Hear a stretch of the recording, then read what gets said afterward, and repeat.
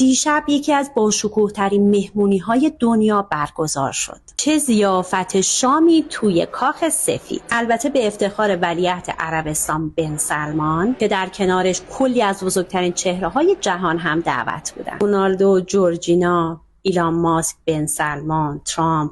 یه جورایی عین خوابای تو همه. خدایی هیچکی به هیچکی ربطی نداره، ولی خب یه مهمونی خیلی باشکوه رو کنار هم گذروندن. بانوی اول حسابی سنگ تموم گذاشت و ترکوند. پیراهن جذابش رو از برند معروف الیساب که عربی هستش انتخاب کرده بود، همرنگ پرچم کشور عربستان. این استایل جذابش با گوشواره‌هایی از الماس و زمرد تکمیل شده بود. انتخاب ملانیا هم هوشمندانه و هم با احترام.